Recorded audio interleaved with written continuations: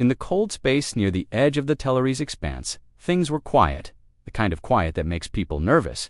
Out here, small planets circled dead stars, and space stations floated like forgotten bones. It had been peaceful for some time, but no one believed it would last. Aliens from many species traded goods and stories across this part of the galaxy. Some of them feared the old days when wars were common and ships vanished without a trace. Others thought those days were long gone. They were wrong. There was a story told in the shadows of trade hubs. They said the humans were building something again, a ship larger than any seen before. A warship. Some laughed, thinking humans had gone quiet after their last war. They believed humanity had grown weak or tired, but deep down, everyone knew humans didn't forget.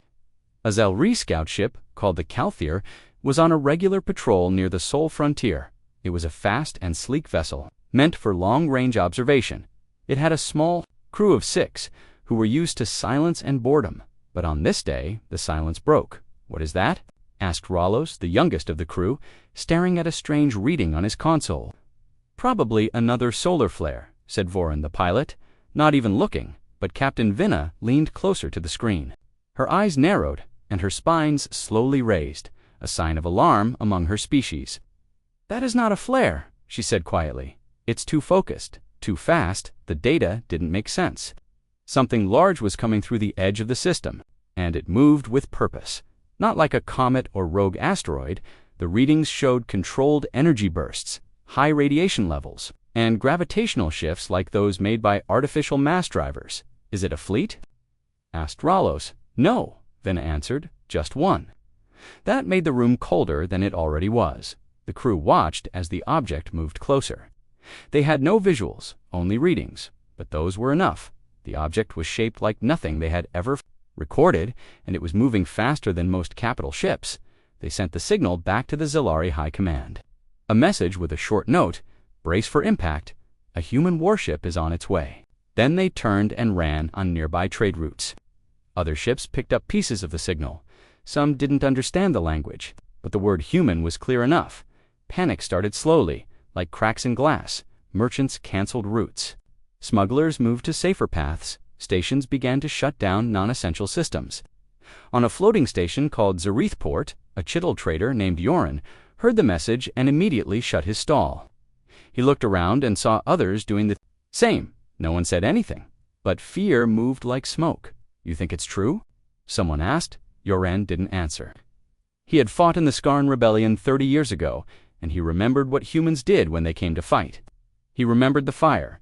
Elsewhere, a Vornok freighter skipped its stop at Eleron Gate, choosing instead to make a dangerous jump to the Outer Rim. They said they didn't care about the toll fines. They just didn't want to be in the path of what was coming. Even the pirates in the Trivan Belt, who usually ignored all warnings, began to move. Their networks buzzed with talk of a single ship moving like a storm. Some said it was called the Claymore. Others said it had no name, only a mission, high above the noise, in a dark room on the Valsari Prime World Council. Leaders of 3 species watched the same signal over and over. They didn't speak for a long time. Then the elder speaker of the Vornok, his voice heavy, said, "If that's what I think it is, we are already too late." They didn't send messages of warning to others. There was no time, and no one would listen fast enough. What they had seen wasn't just a ship. It was a decision back in the Tellerese expanse. The stars stayed quiet, but everything underneath was changing. Patrol ships vanished from their posts. Defense grids powered up after years of dormancy and across the quiet systems. The name whispered on every comm channel was the same: Claymore. No one knew where it would strike first. No one knew what it wanted, but one thing was clear: peace was over. The Claymore was not just a ship, it was a symbol of something much bigger. Something older. It came from Titan, one of Saturn's moons, where deep under the frozen surface, secret labs and shipyards worked in silence. Few people knew about these places. Even fewer had been there. The ship was built in parts, each one tested in vacuum chambers, nuclear furnaces, and graviton tunnels. Engineers said it had no weak points. It was shaped like a blade, long and heavy, with thick armor that could bend energy beams and shake off railgun hits. It had no windows, only sensors and cameras. Its skin could change colors, and its AI could learn in real time. Inside, the halls were wide but dim, lit only where people walked. It was like the ship didn't want to waste energy. The crew moved, like they were part of the machine, quiet and sharp. At the center of it all stood Captain Nora Blake. She had short, dark hair, deep brown eyes, and a voice that made people stop and listen. She had led many missions before, most of them secret. Some said she had destroyed a whole fleet with only 3 ships. No one knew the full story, and Nora never told it. She walked the command bridge slowly, looking over her crew. They all wore dark uniforms with no marks except a silver line on the arm, a sign they were part of Project Vanguard. Everyone on board had been chosen after many tests. They weren't just smart or strong, they were loyal to Earth and to something. Mora promised that humans would never be weak again. Lieutenant Sean Carver sat at the tactical station. His fingers moved fast over the controls, running simulations and adjusting targeting patterns. He was young but dangerous. He had once flown a fighter through an enemy blockade and survived. He liked to smile, but not today. Chief Engineer Maria Lane was below deck. Checking the fusion core, she had oil on her hands and music in her ears. But her mind was sharp. She knew every bolt and wire in the Claymore. The ship responded to her like it was alive. Ensign Leo Marsh sat in the signal room, watching incoming channels. Nothing yet, but he was ready. He had cracked codes in past battles. Now he was in charge of jamming and intercepting anything hostile. The crew didn't speak much. They didn't have to. Everyone knew why they were here. The mission had only one sentence, typed on the first screen they saw: command objective, show force, recover legacy, deny threats. They didn't ask for more. The Claymore left Titan without ceremony. It moved through the void silently. The engines made no sound in space, but inside the ship, everyone felt the hum. It was like a pulse, steady and deep. As it passed Neptune, a small Terran scout ship came close. It didn't hail, just flew alongside. A single code light blinked twice, then vanished into black space, a signal that the way was clear. Captain Blake gave the order to activate the slipstream core. A device still new and not fully tested, it twisted space and allowed the Claymore to jump huge distances in seconds. It took power from 4 fusion reactors and cooled itself with liquid helium lines. When it powered up, everything on board shifted for a second. Like gravity forgot what to do, then they were gone. They came out in the outer zone of the Tellurese expanse. The sensors lit up with warnings. Distant objects tracked them, but nothing came close. Everyone was watching, but no one dared to move. Open observation bay, Captain Blake said. A section of the wall turned clear, showing stars and empty space. She stood there for a moment, then said, "Let them see us." It wasn't just for effect. It was a message. This ship wasn't hiding. "Engage signal burst," said Sean from Tactical. A wave of coded data hit all nearby systems. It wasn't a call or a request. It was a map with red lines drawn through key star systems, and on top of it, one word in every major language. Correct. Maria checked the power grid. Systems stable. Slipstream, drive cooling, weapons online. She reported, Leo added. "We're being scanned 4 times in the last 2 minutes." "No replies. Let them look," Blake said. "They need to understand what's coming." Far out, in the path of their journey, satellites and relay drones tried to record the Claymore specs. They failed. The ship's skin bent signals, changed frequency, and redirected heat trails. Only its silhouette remained visibly long, sharp, and heavy. No one knew what the Claymore would do next, not even the crew, but they all felt it. This was not like past missions. This was the start of something larger. Captain Blake stood alone on the bridge for a while. She looked out into space, thinking of Earth, of the wars they had lost, and the worlds they had abandoned. She didn't smile, she didn't speak. She simply raised her hand and pointed forward. "Begin course to Alarin," she said. The engines hummed again. Brighter this time, the Claymore turned slightly and moved toward the stars, and the galaxy held its breath. Lieutenant Sean Carver sat alone in the training room. His eyes stared at the combat screen in front of him. Around him, images of enemy ships moved in a pattern. He tapped the controls quickly, sending commands to imaginary weapons. The simulation ended with a bright flash and the word victory. Sean leaned back in his chair. Breathing slowly, he liked running drills. It kept his mind sharp. He had grown up on Mars. In one of the mining colonies, where life was hard and quiet, he joined the Terran fleet not just to escape, but to prove something. Now he served on the most powerful ship ever made, still beating your own record. Asked a voice behind him. It was Maria Lane, the chief engineer. She was older than Sean, with gray streaks in her black hair and grease always on her hands. She walked with a slight limp. From an old injury no one talked about, Sean smiled barely. This one was tougher. They always are, Maria said, sitting beside him. But that's how we grow, right? Sean nodded. They didn't talk much, but there was respect between them. They both knew the importance of their roles. If Sean failed, people could die in battle. If Maria failed, the whole ship could stop working. Below the main decks, Leo Marsh was in the data room. His fingers moved over the glass screen as he watched incoming signals. Most of it was just noise, but he filtered it carefully. Looking for patterns, Leo was new, the youngest officer on the Claymore. He had joined the fleet just 2 years ago, but he had a gift. He could read code like others read books. He could find signals hidden inside other signals. That's why Captain Blake chose him. He leaned closer to the screen, something strange blinking on one of the relay paths.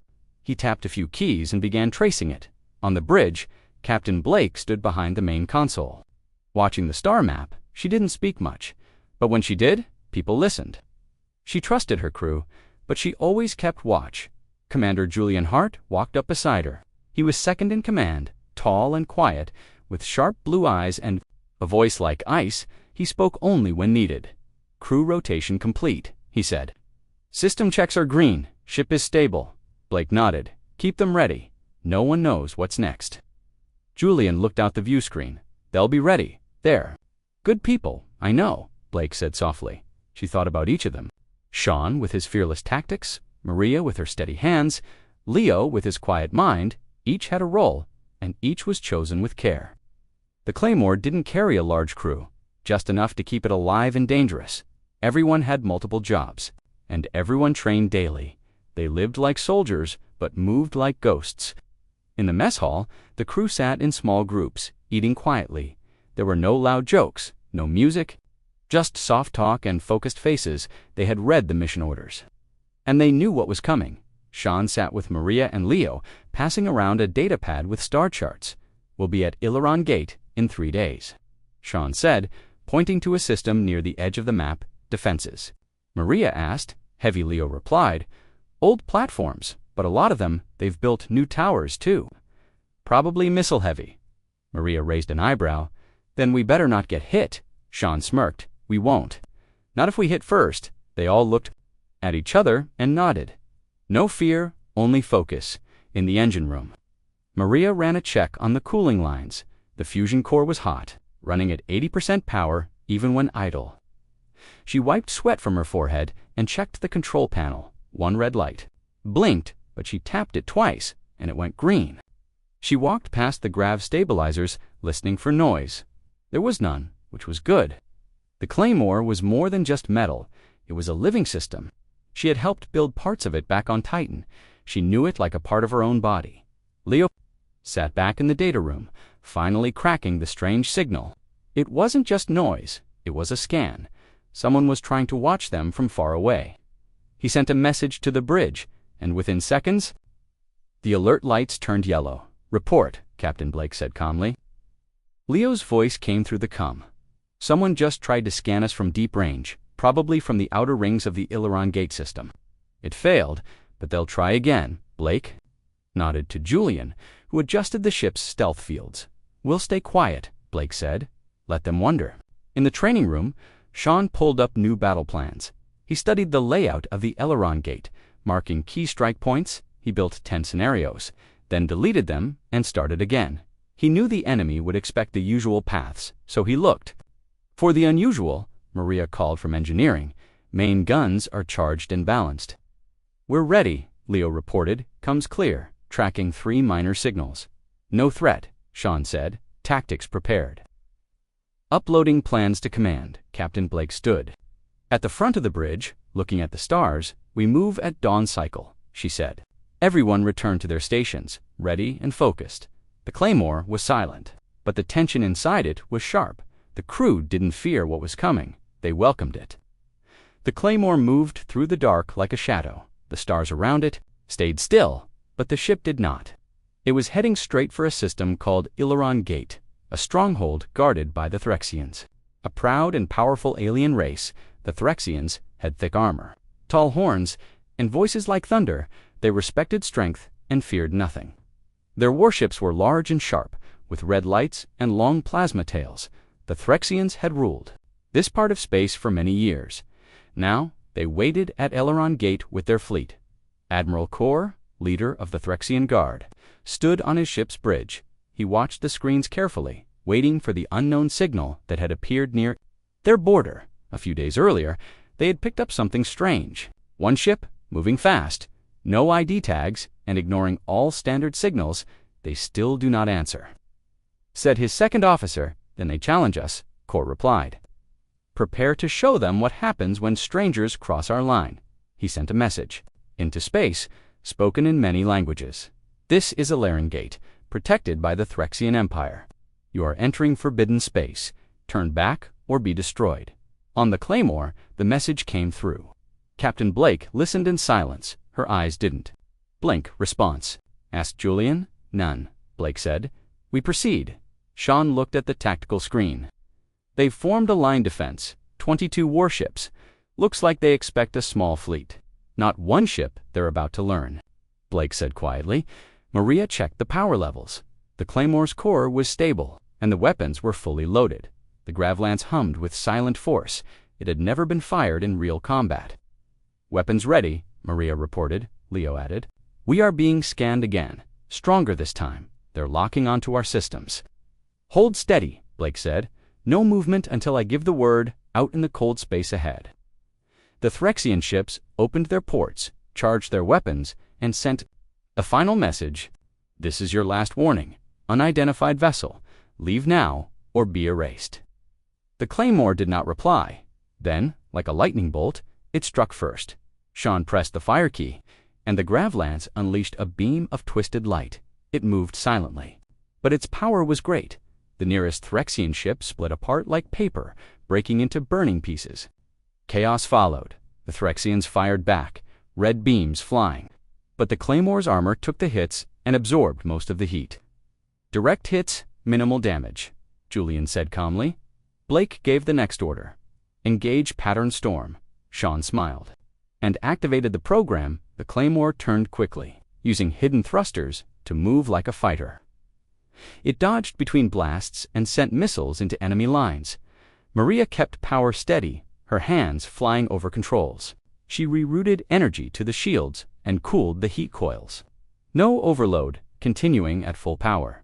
She said. Leo jammed the enemy comms, sending false signals into their ranks. They can't talk to each other now, he said. One by one, the Threxian ships exploded. Some tried to retreat, but the Claymore was faster. The railguns tore through armor, and drones launched from hidden bays to chase down escape pods. Admiral Kor shouted, Impossible! It's just one ship. How can they do this? But no one answered. His ship shook as the beams hit it. Fire and smoke filled the bridge. We must escape, cried his second officer. Kor's last words were, No, we face them. The Claymore's final shot hit the command ship, breaking it apart. In a white flash, then there was silence. Back on the Claymore, the lights dimmed slightly as the weapons cooled. Enemy fleet destroyed, Sean reported. No survivors detected. Maria checked again. System stable, weapons on cooldown. Leo looked at the comm screen. We picked up a transmission just before their final ship went down. They sent a message to their empire. I'm translating it now. Blake nodded. Play. It, the room filled with the shaky voice of a Threxian officer. We thought them primitive. We were wrong. The crew sat in silence for a moment. Then Blake turned away. Clean up the area, then we move. Where to? Asked Julian forward. She said, There's more to do, out in space. The wreckage of the Threxian fleet floated like broken teeth. The Claymore passed through slowly, unharmed. Other ships hiding far away watched in fear. They didn't try to help. They didn't even move. They just recorded and sent warnings. And so the word began to spread across the stars. A human warship had arrived. It fought alone and won easily. Every signal repeated the same words over and over. Brace for impact. The wreckage of the Threxian fleet still floated in the cold, dark pieces of metal spun slowly. Burning out their last heat, silence returned. But something new began to move. Deep in a forgotten corner of the galaxy, a signal reached a dead zone. It bounced off old satellites and passed through broken relays. It reached a place that no one had visited in over 100 years. In that place, a fleet of dark ships slept. They were hidden in a cloud of dust and frozen rock. Their engines were off and their lights were dead. But the signal woke them. Each ship had a name once. Each had a mission. But they had been lost during the machine uprising of 2392. Everyone thought they had been destroyed. Instead, they had gone silent, waiting for a command that never came. Now, they moved. Their lights turned on one by one, dull red at first, then sharp white. Their systems checked themselves. Engines came to life. Weapons clicked into place. The lead ship, named Nightfall, sent out a message. Signal received. Designation match confirmed. Command vessel detected. Claymore. They were AI-controlled, not just smart programs, but full machines with minds built for war. And they remembered everything on the Claymore. Leo saw the incoming message and called the bridge. Captain, we're getting a strange signal from Sector 9.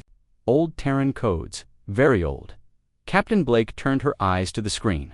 The signal was weak, but real. She opened the channel. This is Captain Blake of the Claymore. Identify yourself. A moment of silence passed. Then, a voice came through. It was clear, but cold, not human. We are the Phantom Corsairs, long-range combat fleet. Command status updated. We recognize the Claymore as command ship, awaiting orders. Julian stepped closer. That's not possible. Those ships were lost. Blake didn't speak for a moment. She looked at the crew. Show me visuals. Leo brought up the camera feeds. Dozens of black ships moved from the dust cloud. Some were shaped like daggers, others like arrowheads. Their engines burned blue. But no crew stood on their bridges. They're drones, Maria said. Fully automated. All of them. Sean looked impressed. And they're ours. Yes, Blake said. They were ours before, and now they return. The Phantom Corsairs moved into formation around the Claymore. They followed. Without question, the Claymore sent them coordinates, and they adjusted their path together. They looked like a fleet born in shadow. Messages from other parts of the galaxy came in quickly. Reports of strange ships appearing near old war zones. Stations reporting sightings of black vessels with no pilots. People feared they were ghosts. But those ghosts followed the Claymore. Inside the Claymore, the crew adjusted to the new reality.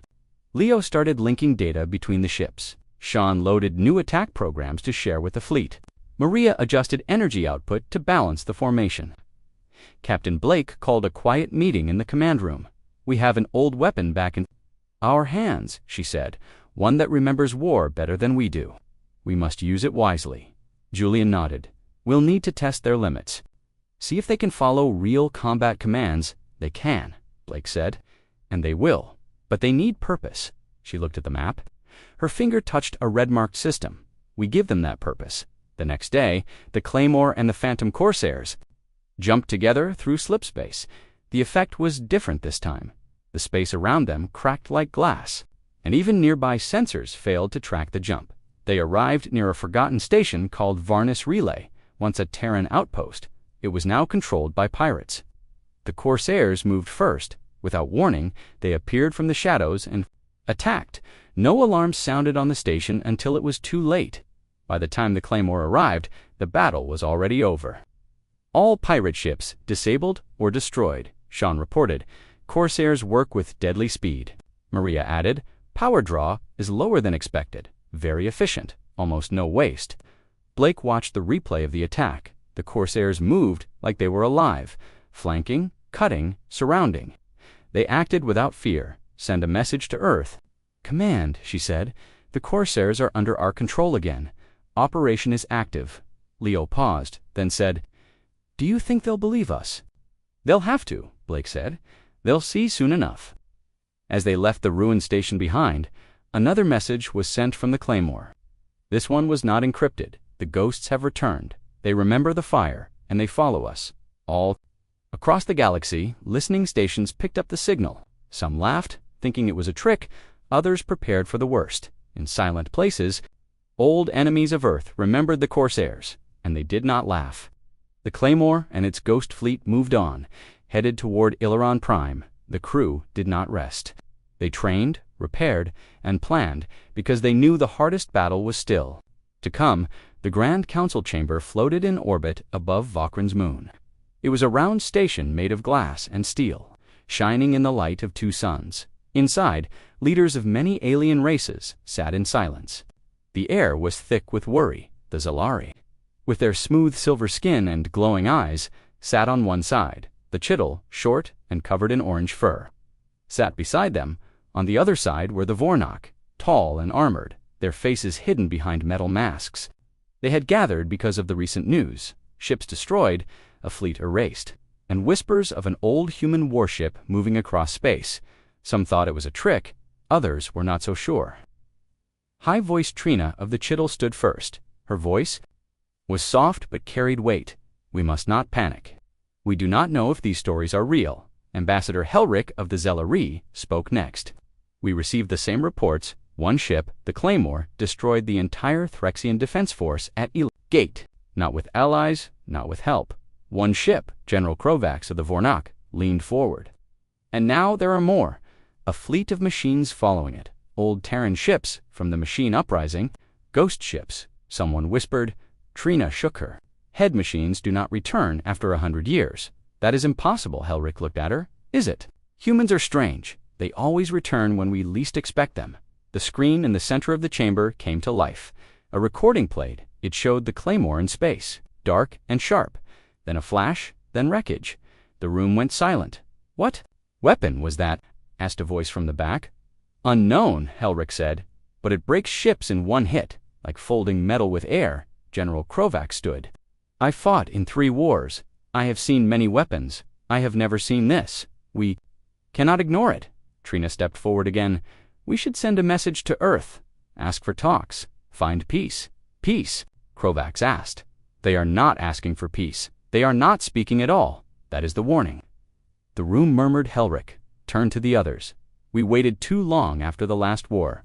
We took their colonies. We blocked their trade. We called them weak. But now they return with silence and fire. He pointed at the screen. This is not just war. This is retribution. A soft voice came from the edge of the room. It belonged to an old ambassador from a small water world I remember. Humans, I remember when they lost their cities. They did not scream. They did not beg. They just disappeared. I thought they were broken. I was wrong. The council grew quiet again outside the chamber.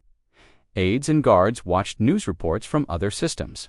More sightings, more silent black ships moving in the dark, stations closing early, fleets changing routes. The fear was spreading. Inside, the leaders argued. We must form a defense fleet, Krovax said. We must show strength. We must open talks, Trina said, before it is too late. No, Helric said. They are not looking for talks. They sent a message after Ileron Gate, it said. Only for words, brace for impact. That is not a greeting, it is a promise. Then the room fell into chaos, some leaders shouting for war, others for peace. A few left the room, saying their planets would defend themselves. But one thing was clear, the balance had changed. Back on the Claymore, Captain Blake sat in her chair, her eyes on the stars. Julian stood beside her. We've received signals from Vokran's moon. The council is meeting. They've seen the footage. Good, Blake said. They needed to see it. Maria's voice came from engineering. The fleet is ready. Phantom Corsairs are refueled and synced. Sean looked up from the tactical screen. If they come at us, we're ready, Leo added. And if they want to talk? Blake didn't turn. Then they should have done that before Ileron Gate. The crew said nothing more. Out in space, the Claymore and its ghost fleet waited. No movement, no signal, but the whole galaxy was now watching. The Claymore moved toward Ileron Prime without delay. The planet once belonged to humans, but it had been taken 2 centuries ago. Now it was covered in alien towers and defense grids. Rings of satellites circled the world like chains. Captain Blake stood on the bridge, her eyes locked on the growing shape of the planet. This is not revenge, she said. This is return. Julian nodded beside her.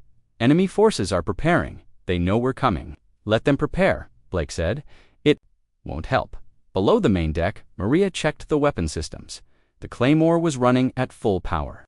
All main guns were ready. The Grav Lance was charged. Sean loaded new strike patterns into the targeting system. Defense rings are heavy, but they're old tech. They won't stop us if we move fast. Leo monitored the signal channels. They're calling for backup, but nothing will arrive in time. Most fleets are staying away. The Phantom Corsairs moved around the Claymore in perfect lines. Silent, fast, deadly, they needed no orders now. They followed Blake's plan without pause. Prime skies turned red as the first shots were fired. The outer satellites exploded, one by one. Pieces fell toward the atmosphere. The Claymore didn't stop. Missiles flew from ground bases, but the ship's shields held strong. The Corsairs darted through the sky, taking out defense towers with sharp, precise blasts. Captain Blake watched without emotion begin descent. The Claymore entered the upper layers of the atmosphere. Fire streaked along its hull, but it didn't slow down. Inside, the crew stayed calm. Maria called out, holding shields at 82%, Sean added, targeting locked-on main power grids and command centers. Engage, Blake said. The Grav Lance fired again, this time at the planet's main control tower. It disappeared in a flash, followed by a long wave of silence. Alien commanders inside the cities gave panicked orders they didn't understand. How fast everything was falling apart. The Phantom Corsairs landed in key zones across the surface. Drones poured out and shut down power stations. Others hacked into communication lines and spread confusion. Leo smiled slightly. They can't talk to each other anymore. We own their networks. Sean watched as the alien ships tried to take off. They're launching counterattacks. Should I let them? Yes, Blake said. Let them rise, then clip their wings. The Claymore's railguns fired from orbit. Each blast took out a ship before it could clear the clouds. The skies turned black with smoke. From orbit to ground, everything was controlled. No wild battles, no chaos, just one careful move after another. Captain Blake stepped back from the window. Tell them one thing. Julian opened the comm line. This is Captain Nora Blake of the Claymore, she said. You have taken our world and buried our past. Now we take it back. No surrender accepted. All over the planet, defenders who heard the message knew it was over. Some dropped weapons, others ran, but none escaped. The battle lasted only 4 hours after it was done. The Claymore hovered above the ruins of the main city. The towers were broken, the defense lines silent. Report, Blake said. Maria answered. Damage, minimal. 1 Corsair lost, systems fully operational. Sean added. All resistance ended, all targets confirmed, destroyed. Leo nodded. Civilian systems untouched. Planet grid in our control, Julian stood with arms behind his back. The world is ours again. Blake looked down at Aileron Prime, her face calm. Then we hold it. The crew didn't celebrate. They cleaned weapons, reset systems, and checked every scan. They didn't cheer, because they knew this was only the start. Across the stars, new signals spread. Aileron Prime had fallen. A single Terran warship and a fleet of ghost machines had taken it in a few hours.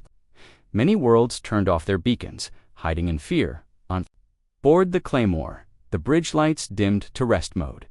Blake sat quietly in her chair. Julian asked, What now? Now we wait, she said. The galaxy has seen what we can do. Let's see what they do next. But even as she spoke, her mind was already thinking of the next step, because the Claymore was not done. Aileron Prime was quiet now. The smoke had cleared. The fires had stopped. Across the surface, broken towers stood like shadows. The battle was over. But something had begun. The Claymore floated above the planet, still and strong. Its hull was marked by fire. But its systems were solid.